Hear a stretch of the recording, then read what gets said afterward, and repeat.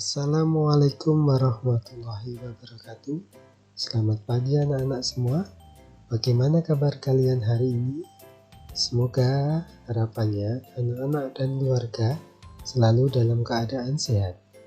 Kali ini kita akan belajar tema 1, selamatkan makhluk hidup, subtema 1, tumbuhan sahabat dan sahabatku, pembelajaran yang keempat.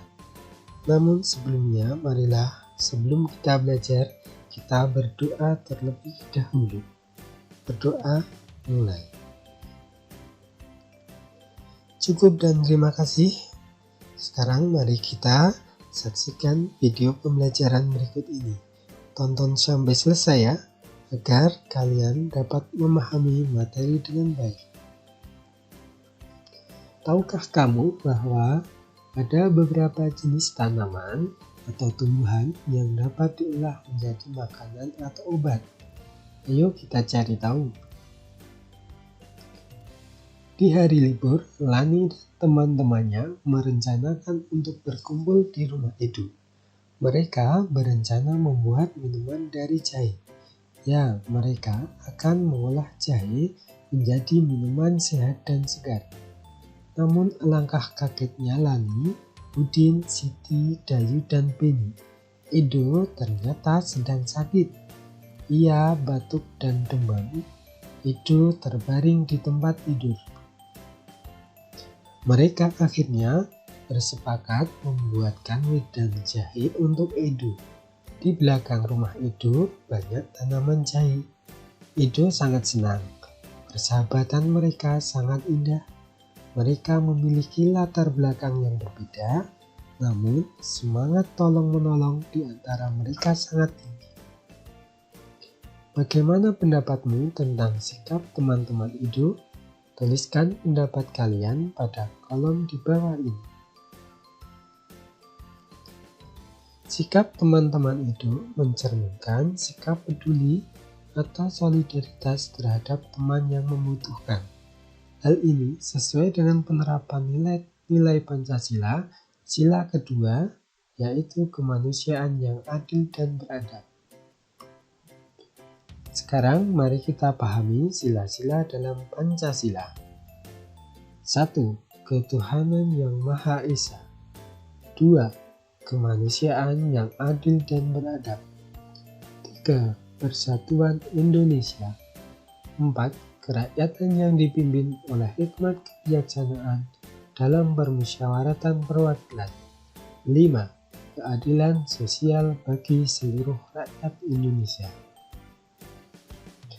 Bersama kelompokmu, diskusikanlah nilai-nilai yang terkandung dalam sila-sila Pancasila berikut. Yang pertama, ketuhanan yang Maha Esa. Yang kedua, kemanusiaan yang adil dan beradab. Nilai-nilai yang terkandung dalam Pancasila yaitu sila yang ketuhanan yang Maha Esa. Contohnya sebagai berikut. Yang pertama, takwa terhadap Tuhan yang Maha Esa. Yang kedua, contohnya toleransi dan penghormatan kepada agama atau kepercayaan umat agama lain.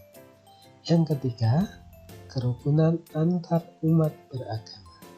Sedangkan nilai yang terkandung dalam sila kedua, kemanusiaan yang adil dan beradab, adalah sebagai berikut. Yang pertama, persamaan derajat. Yang kedua, menghargai hak asasi manusia. Yang ketiga, solidaritas antar sesama manusia. Yang keempat, perdamaian. Itulah contoh-contoh nilai yang terkandung dalam Pancasila, sila yang pertama dan sila yang kedua. Sekarang kita lanjutkan. Coba kita amati gambar berikut ini. Perilaku yang sesuai dengan sila ke-1, ketuhanan yang Maha Esa. Gambar yang pertama, toleransi dan hidup rukun dengan penganut agama atau kepercayaan lain. Yang kedua, saling membantu, walaupun berbeda agama atau kepercayaan. Yang ketiga, kerukunan antar umat beragama. Contoh perilaku yang sesuai dengan sila yang kedua. Menjenguk teman yang sakit. Saling menghargai antar sesama. Membantu teman yang membutuhkan pertolongan.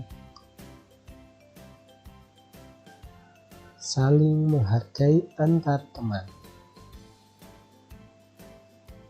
Patuh dan hormat kepada orang tua.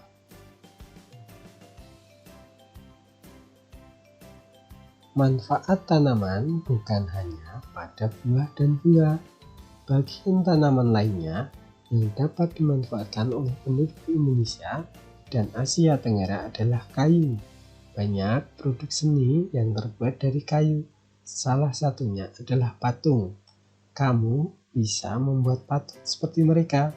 Namun kali ini kalian akan belajar membuat patung dari bahan lain, yaitu tanah liat atau lilin malam.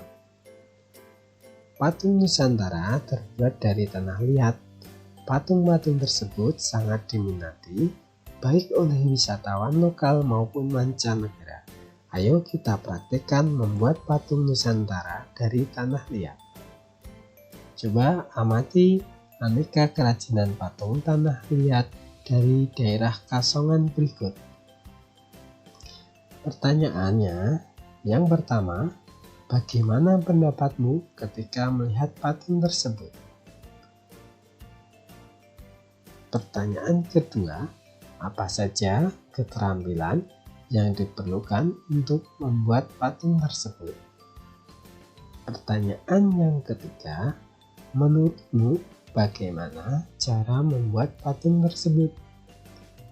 Nah, untuk memahami pertanyaan tersebut, mari kita baca materi cara atau proses pembuatan patung Nusantara dengan bahan dasar tanah liat. Pembuatan patung tanah liat dapat dilakukan dengan cara atau dengan teknik cetak tekan maupun ukir. Untuk teknik cetak tekan dan ukir, sebaiknya menggunakan tanah liat plastis. Jangan menggunakan tanah yang terlalu lembek karena akan menyulitkan untuk memperoleh bentuk yang tepat, rapi dan jelas. Tanah liat yang terlalu lembek akan lengket pada cetakan gips sehingga sulit diangkat dari cetakan dan sulit untuk diukir. Untuk kegiatan membuat patung Nusantara ini, kamu dapat menggunakan tanah liat yang dapat ditemukan di sekitar tempat tinggalmu. Jika di sekitarmu tidak terdapat tanah liat, maka kamu bisa menggunakan lilin atau plastisin.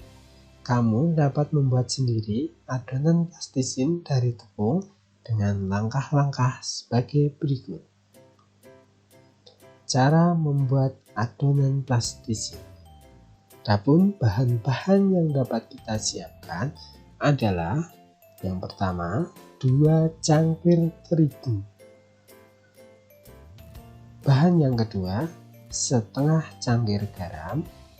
Bahan ketiga, 2 sendok makan minyak sayur.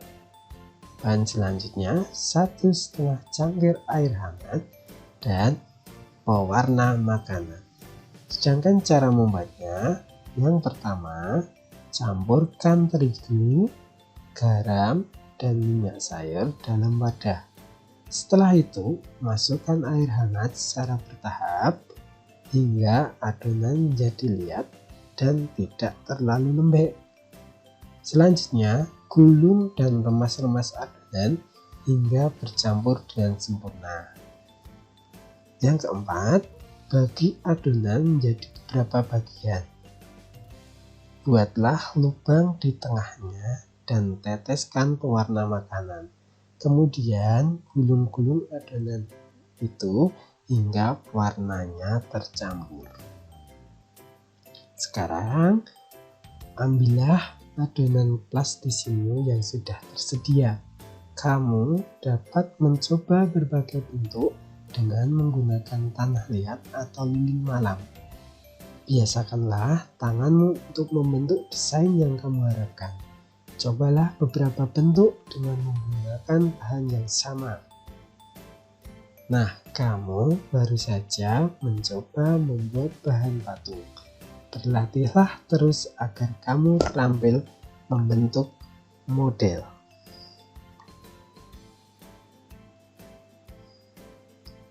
Nah, demikian anak-anak pembelajaran pada pagi hari ini. Sebelum Pak Guru akhiri, ingat selalu pesan Pak Guru, tetap jaga kesehatan dengan selalu makan makanan yang bergizi, berolahragalah dengan teratur, jangan lupa rajin cuci tangan, memakai sabun dan air yang mengalir, serta jangan lupa kenakan masker ketika kalian berada di luar rumah maupun berada di dalam rumah. Sekian pelajaran dari Pak Guru. Mari pembelajaran pada pagi hari ini kita tutup dengan berdoa. Berdoa dipersilakan. Demikian anak-anak, sampai jumpa di pembelajaran berikutnya dan wassalamualaikum warahmatullahi wabarakatuh.